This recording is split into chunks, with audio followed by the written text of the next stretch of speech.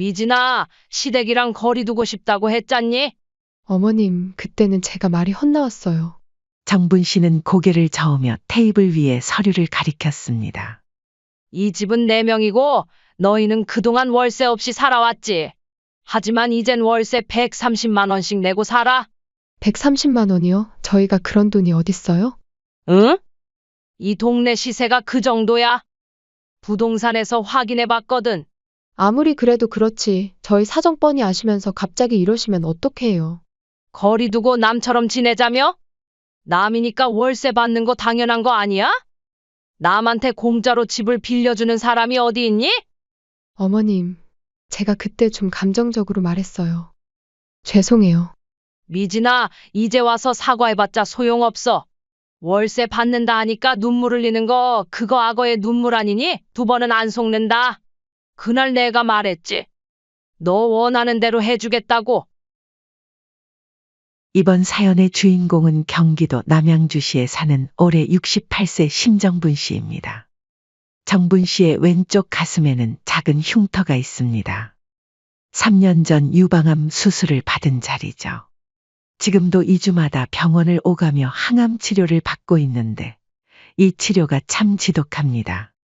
약물이 몸에 들어가면 속이 뒤집히고 머리가 어지럽고 온몸이 천근만근 무거워지거든요. 그런데 더 힘든 건 혼자라는 사실이었습니다. 남편이 먼저 세상을 떠난 후 정분 씨는 홀로 이 모든 걸 견뎌내고 있었어요. 하지만 정분 씨에게는 큰 희망이 있었습니다. 바로 아들과 며느리 그리고 손주였죠. 아들은 올해 40인 한태수 대기업에 다니는 반듯한 직장인이었습니다. 며느리는 36인 서미진으로 외모도 예쁘고 성격도 조용한 편이었어요. 그리고 올해 5살이 된 손주 도훈이까지. 정분 씨는 이 가족들을 위해서라면 뭐든 할 수 있었습니다. 사실 아들 내외의 결혼 생활은 정분 씨가 마련해 준 것이나 다름없었어요. 7년 전 아들이 결혼한다고 했을 때 정분 씨는 자신이 평생 모은 돈을 털어서 아파트를 사줬거든요. 그때 정분 씨의 마음은 정말 뿌듯했습니다. 아들이 장가가서 잘 살 수 있도록 도와줄 수 있다는 게 얼마나 기뻤는지 몰라요.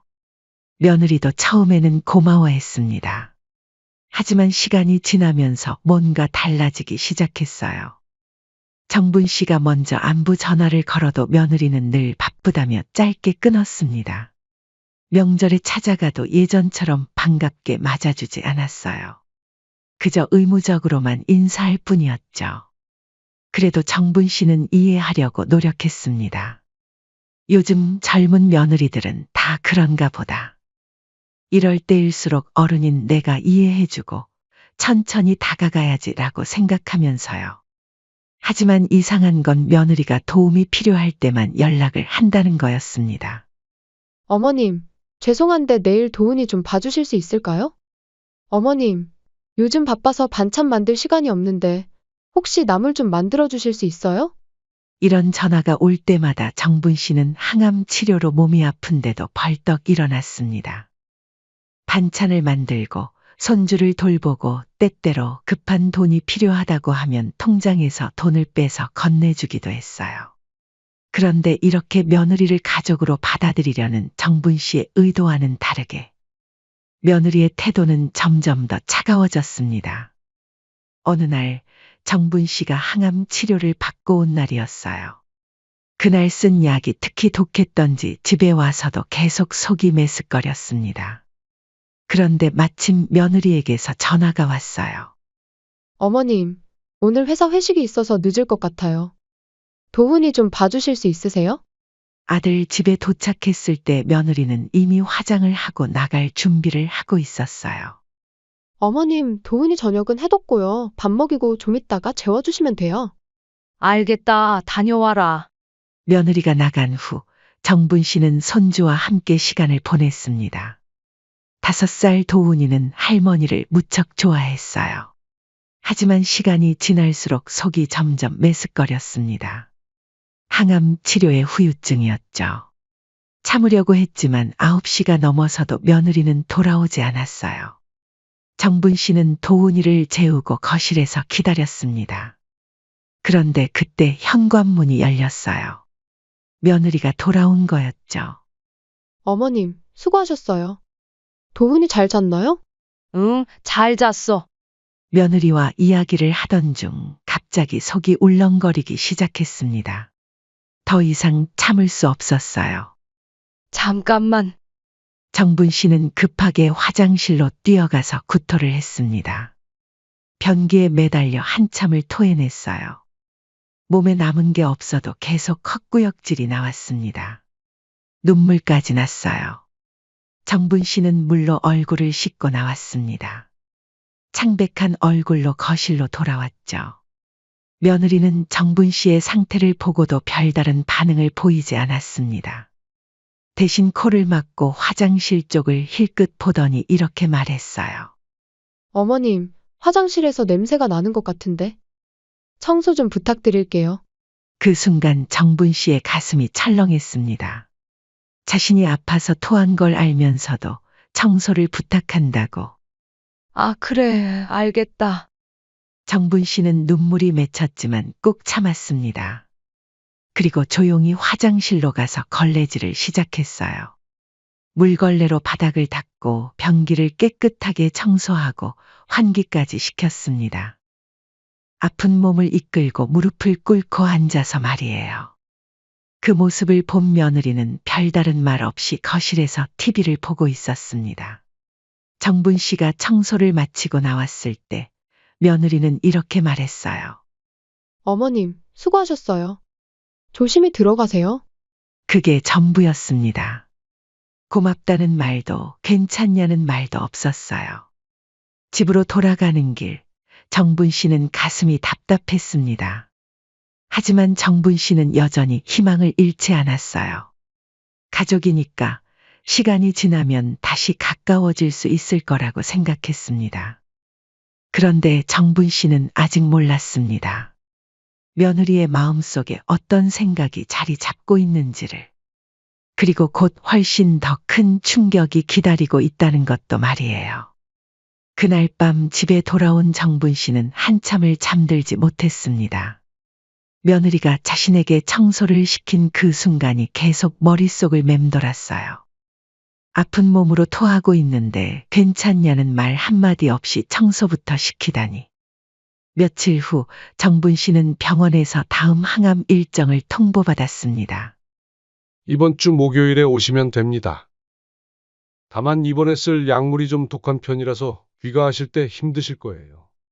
가능하면 보호자분이 동행해 주시는 게 좋겠어요. 의사 말에 정분 씨는 걱정이 됐습니다. 지난번에도 혼자 갔다가 집에 돌아오는 길에 어지러워서 몇 번이나 쉬어야 했거든요. 누군가 함께 가줄 사람이 있으면 좋을 텐데. 집에 돌아와서 달력을 보니 공교롭게도 그날은 아들이 출장을 가는 날이었어요. 며느리는 어떨까 싶어서 아들에게 전화를 걸었습니다. 태수야, 엄마가 목요일에 병원 가는데 너 아니면 미진이 시간 어때? 엄마, 저는 그날 안 되고 미진이요? 잠깐만요. 확인해 볼게요. 잠시 후 아들이 다시 전화를 걸어왔습니다. 엄마, 미진이가 그날 연차 썼다고 해요. 왜요? 정분 씨는 조심스럽게 말했습니다.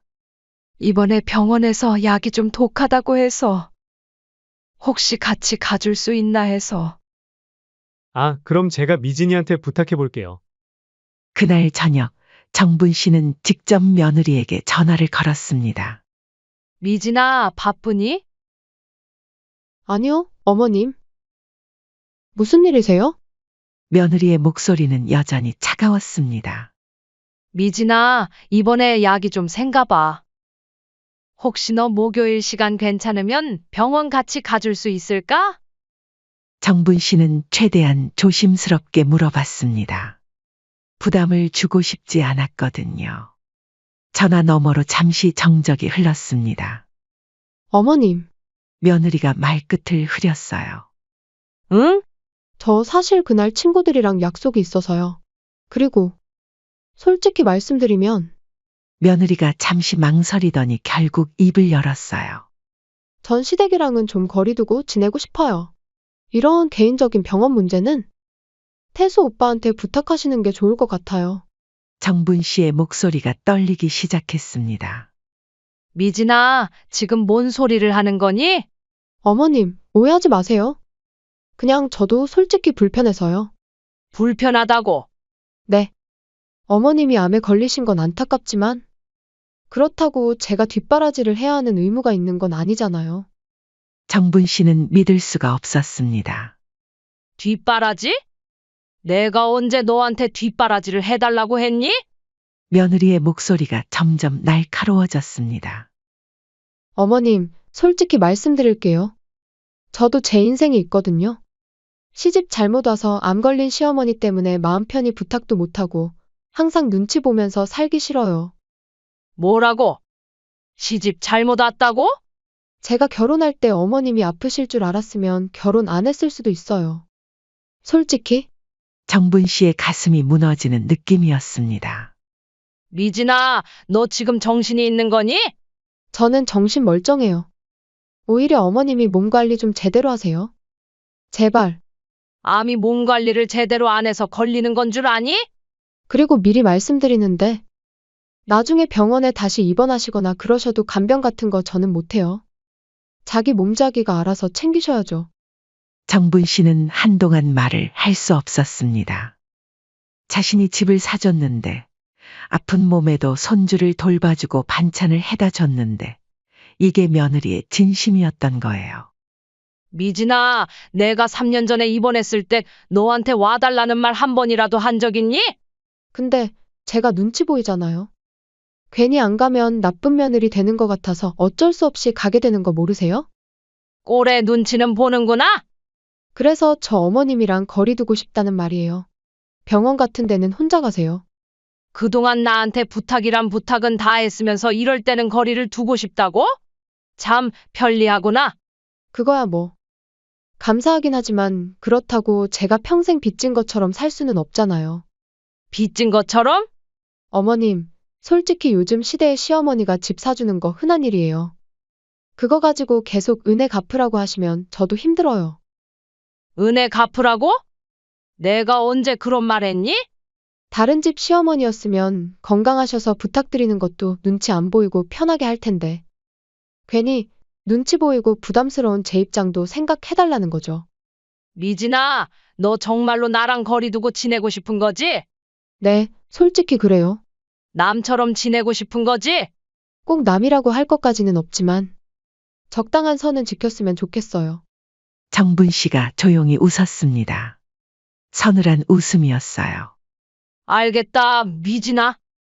내가 그렇게 원한다면 너의 그 소원 내가 들어줄게.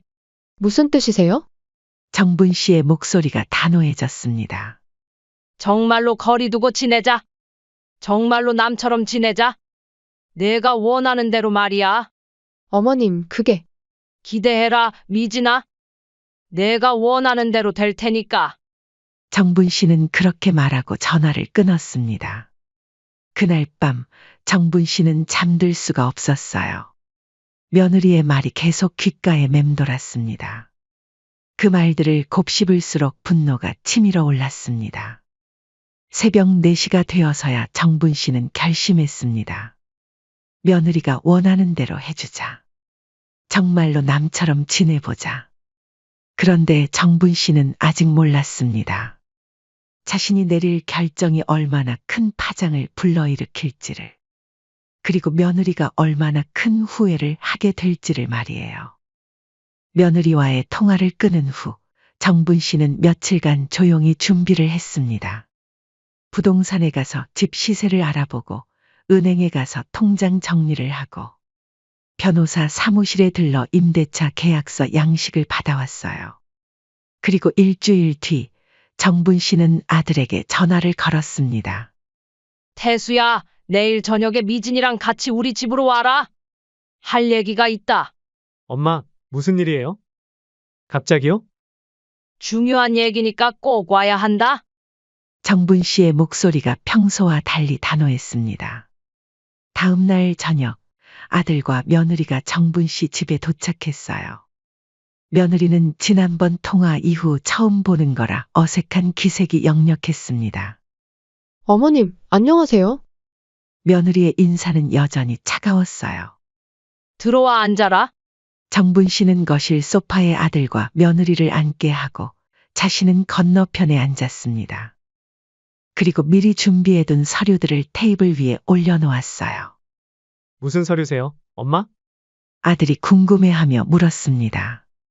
정분 씨는 차분한 목소리로 말하기 시작했습니다. 그동안 내가 너희에게 뭐라도 보태주려고 참 많이 애썼지. 엄마, 갑자기 왜 그런 말씀을? 이제 나도 내 몸 돌보려 한다. 나만 생각하기로 했어. 정분 씨가 며느리를 바라봤습니다. 미진아, 시댁이랑 거리 두고 싶다고 했잖니? 며느리의 얼굴이 굳어졌어요. 어머님, 그때 제가 아니야, 내 말이 맞아. 그래서 정리하려 한다. 이 집, 그리고 우리 관계도. 아들과 며느리가 갑작스레 긴장했습니다.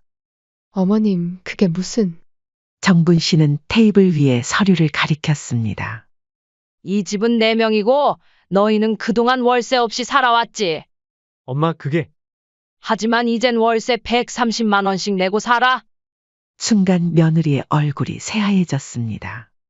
어머님, 130만 원이요? 저희가 그런 돈이 어딨어요? 응? 이 동네 시세가 그 정도야. 부동산에서 확인해 봤거든. 아들이 당황하며 말했습니다. 엄마, 갑자기 왜 이런 말씀을? 갑자기? 태수야, 내 와이프가 나한테 뭐라고 했는지 알아? 정분 씨의 목소리가 차갑게 변했습니다. 시댁이랑 거리 두고 지내고 싶다고, 자기는 간병도 못한다고 내 몸 내가 알아서 챙기라고 했어. 아들이 며느리를 바라봤지만 며느리는 고개를 숙이고 있었어요. 그래서 말이야, 미진이 소원대로 해주려고 한다. 정분 씨가 냉소적으로 웃었습니다. 거리 두고 지내자며? 좋아. 그럼 남이니까 월세 받는 거 당연한 거 아니야? 남한테 공짜로 집을 빌려주는 사람이 어디 있어? 며느리가 떨리는 목소리로 말했습니다. 어머님, 제가 그때 좀 감정적으로 말했어요. 죄송해요. 감정적으로? 정분 씨의 목소리가 높아졌습니다. 미진아, 너 시집 잘못 와서 암 걸린 시어머니 때문에 불편하다고 했잖아? 아들이 깜짝 놀라 며느리를 쳐다봤습니다. 미진아, 너 그런 말 했어? 며느리가 어쩔 줄 몰라 했습니다. 오빠, 그게 태수야, 내 와이프는 내가 암에 걸린 게 자기 인생에 방해가 된다고 생각해. 정분 씨가 계속 말했습니다. 그리고 집 사준 것도 요즘 시대에 흔한 일이라고 하더라. 이제서야 며느리가 눈물을 흘리며 말했습니다. 어머님, 정말 죄송해요. 제가 잘못했어요. 미진아, 이제 와서 사과해봤자 소용없어. 월세 받는다 하니까 눈물 흘리는 거 그거 악어의 눈물 아니니? 정분 씨가 단호하게 말했습니다. 내가 말했지. 너 원하는 대로 해겠다고. 정말로 남처럼 지내자. 며느리가 절망적인 표정으로 말했습니다. 어머님, 월세 130만 원은 너무 많아요. 저희가 어떻게 많아? 그럼 이사 가면 되잖아. 비싸다 느끼면 이사 가서 너희 분수에 맞는 곳에서 살거라. 이사 갈 돈이 어디 있어요? 그건 너희가 알아서 할 일이지. 나는 남이니까 상관없어. 아들이 가로막았습니다. 엄마, 그래도 좀 심하지 않아요? 그 순간 정분 씨는 아들을 차갑게 바라봤습니다. 태수야, 너도 내 와이프 편이구나. 너도 마찬가지야. 내가 항암 치료하기 시작하고 수술했을 때도 맨날 바쁘다며 오지도 않던 애가 돈 필요할 때만 병문 안 와서 돈 타가고. 그래, 누굴 탓하겠니? 내가 뿌린 씨인데 내 잘못이지? 너가 그렇게 하니까 네 와이프도 엄마를 아주 우습게 아는 거다. 엄마, 그게 아니라 그럼 내 와이프가 나한테 한 말은 뭐야? 거리 두고 지내자는 게 뭔 뜻인지 모르겠어? 아들이 말문이 막혔습니다. 정분 씨가 임대차 계약서를 밀어냈습니다. 다음 달부터 월세 130만 원. 계약서에 서명해. 며느리가 울먹이며 말했습니다. 어머님, 그럼 차라리 조금만 깎아주세요. 저희가 이 돈을 달마다 어떻게 내요? 그건 내가 알 바 아니야. 너 말대로 각자 알아서 사는 거잖아. 정분 씨가 일어났습니다. 싫으면 이사 가든지.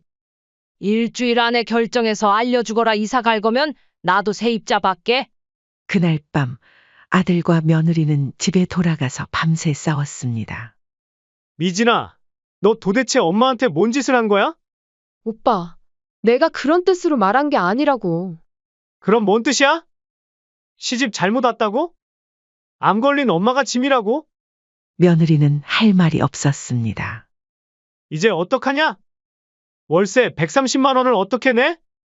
이사 가면 되잖아. 이사? 돈은 당장 어떻게 구해? 대출 받으려면 또 이자만 월 100만 원은 나갈 텐데? 며느리도 현실을 깨달았습니다. 이사를 가려면 거액의 목돈이 필요한데 그들에게는 그럴 돈이 없었어요. 대출을 받자니 이자만으로도 월 100만 원이 넘었습니다. 결국 월세 130만 원을 내는 게 나을 지경이었죠. 하지만 그들의 월급으로는 130만 원을 매달 내기가 빠듯했습니다. 다음 날부터 며느리는 정분 씨에게 계속 전화를 걸었지만 정분 씨는 받지 않았어요. 아들이 직접 찾아가기도 했지만 정분 씨는 문을 열어주지 않았습니다. 엄마, 저예요. 문 좀 열어주세요. 할 말 없다. 계약서에 서명할 거면 집 앞에 두고 가. 정분 씨의 목소리는 단호했습니다. 일주일 후 할 수 없이 그들은 임대차 계약서에 서명했습니다. 그리고 그달부터 정분 씨의 통장으로 월세 130만 원이 입금되기 시작했어요. 월세를 내고 나니 생활비가 빠듯해졌습니다. 외식은 꿈도 못 꾸고 옷 사는 것도 절약해야 했어요. 며느리는 매일 통장 잔고를 확인하며 한숨을 쉬었습니다. 이럴 줄 알았으면 병원 같이 가줄 걸. 하지만 이미 늦었습니다. 그리고 정분 씨는 나머지 현금은 자신의 노후와 치료비를 위해 따로 관리하기 시작했어요. 더 이상 아들 내외에게 용돈을 주는 일도 없었습니다. 이제 정말로 그들 사이에는 거리가 생겼습니다. 며느리가 그토록 권했던 거리가 말이에요. 그런데 그 거리는 며느리가 예상했던 것과는 전혀 다른 것이었습니다. 정분 씨는 더 이상 반찬을 해다 주지 않았고 손주를 봐달라는 부탁도 받지 않았어요. 그리고 무엇보다 경제적인 지원도 완전히 끊어졌습니다. 며느리는 그제서야 깨달았습니다. 자신이 얼마나 큰 실수를 했는지를. 하지만 이미 엎질러진 물이었어요. 정분 씨의 복수는 이제 막 시작된 것이었습니다. 월세를 내기 시작한 지 6개월이 지났습니다.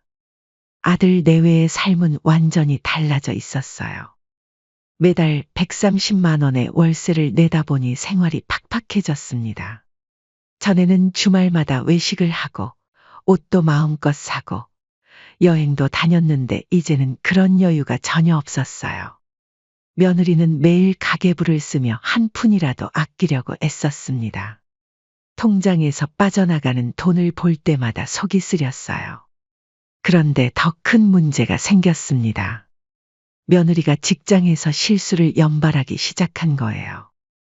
월세 걱정에 스트레스를 받다 보니 집중력이 떨어졌고 중요한 프로젝트에서 실수를 했습니다. 서미진 씨, 요즘 업무에 집중이 안 되는 것 같은데 무슨 일 있나요? 상사의 지적에도 며느리는 말할 수 없었어요. 시어머니와 싸워서 월세를 내게 되었다고 할 수는 없잖아요. 결국 며느리는 좌천당했습니다. 월급도 30만 원이나 깎였어요. 이제 어떡하지? 월급이 줄어든 상황에서 130만 원 월세는 더욱 큰 부담이 되었거든요. 아들도 상황은 마찬가지였습니다. 정분 씨로부터 더 이상 용돈을 받을 수 없게 되자 부족한 생활비를 메우기 위해 부업을 시작했어요. 주말마다 배달 일을 하며 돈을 벌어야 했습니다. 이게 뭐 하는 짓이야? 40살 대기업 직장인이 주말마다 배달 일을 하는 자신의 모습이 초라했습니다. 며느리의 상황은 더욱 참혹했어요. 예전에는 정분 씨가 손주를 봐줘서 편하게 일할 수 있었는데, 이제는 그런 도움이 완전히 끊어졌습니다. 퇴근하자마자 어린이집에 달려가 아이를 데려와야 했고, 집에 오면 바로 저녁 준비, 아이 목욕시키기, 빨래, 청소까지 해야 했어요. 예전에는 정분 씨가 해주던 반찬도 이제는 직접 만들어야 했습니다. 퇴근 후 지친 몸으로 장을 보고 밤늦게까지 반찬을 만드는 일이 반복됐어요. 아, 진짜 죽겠다. 며느리는 매일 밤 쓰러질 것 같았습니다.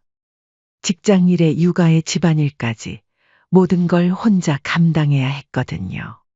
주말에도 쉴 틈이 없었어요. 밀린 집안일과 아이 돌보기로 하루가 다 갔습니다.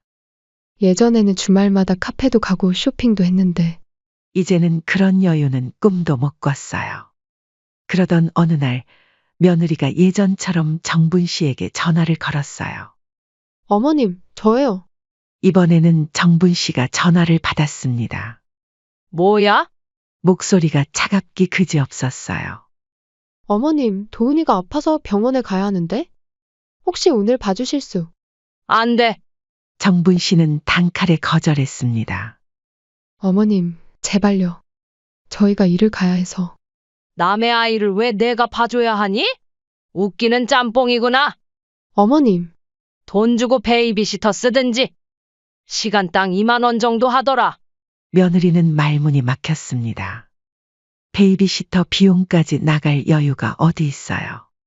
그런데 정분 씨의 말은 끝나지 않았습니다. 아, 그러고 보니 이번 달 월세 아직 안 들어왔네? 5일 지났는데? 어머님, 이번 달은 좀 어려워서. 어려워? 그런 건 내가 알 바 아니야. 계약서대로 하자. 그럼 며칠만 기다려주시면. 미진아, 나는 너희 시어머니가 아니라 집주인이야? 월세 연체하면 연체료도 붙어. 며느리는 정분 씨가 이렇게까지 냉정할 줄 몰랐어요. 어머님, 저희가 잘못했어요. 제발. 잘못했으면 이제라도 제대로 해.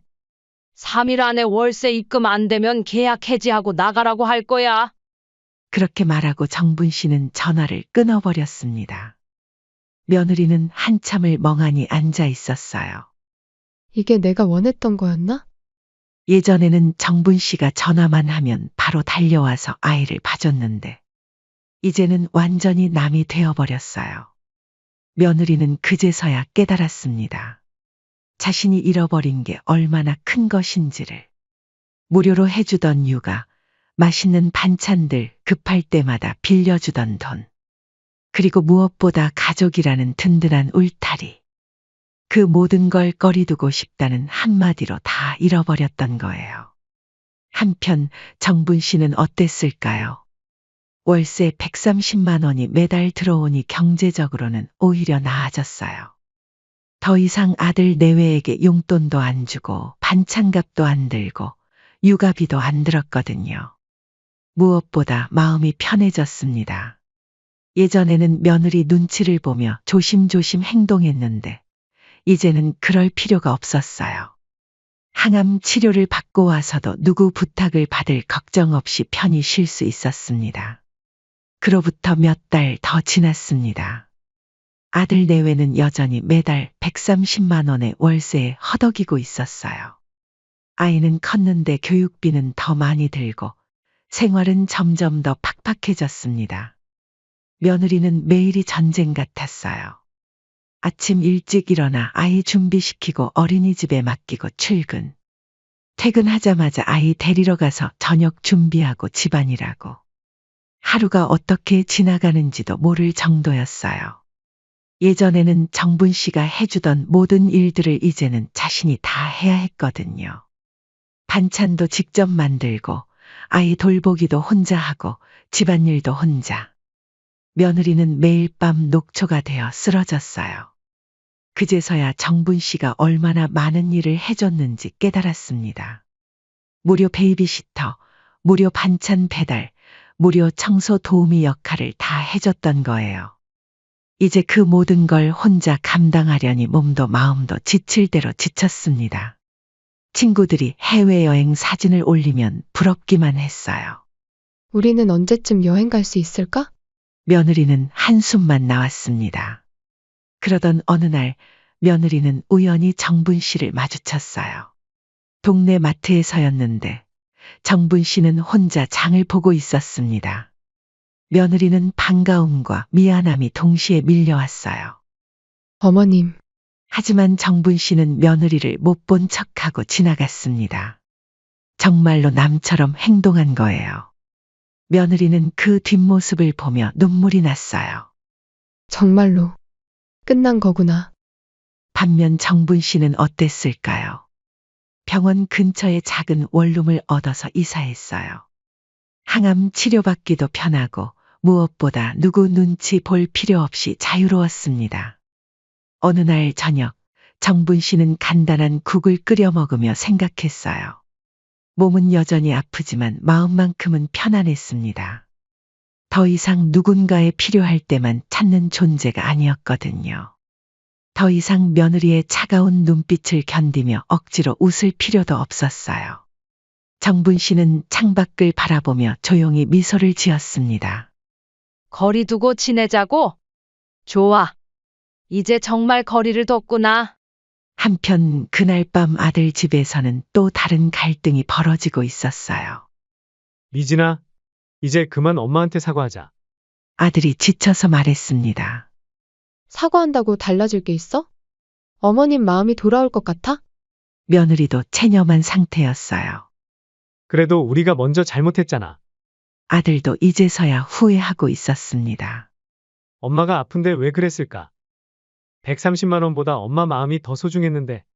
하지만 이미 엎질러진 물이었어요. 정분 씨의 마음은 이미 단단히 닫혀버렸거든요. 그리고 1년이 지났습니다. 정분 씨는 여전히 항암 치료를 받으며 혼자 살고 있었어요. 하지만 예전처럼 외롭지 않았습니다. 병원에서 만난 다른 환자들과 친구가 되었고 동네 복지관에서 봉사활동도 시작했어요. 며느리는 가끔 정분 씨 생각이 났어요. 그때 내가 좀만 참았으면, 어머님한테 좀만 잘했으면. 하지만 후회해도 소용없었습니다. 정분 씨는 더 이상 그들의 시어머니가 아니라 그냥 집주인일 뿐이었거든요. 그리고 정분 씨는 이제 완전히 자유로웠습니다. 누구의 부탁도 받지 않고, 누구 눈치도 보지 않고, 자신만의 삶을 살아가고 있었어요. 이것이 바로 며느리가 그토록 권했던 거리두기의 결과였습니다. 완벽하고 철저하고 돌이킬 수 없는 거리두기 말이에요.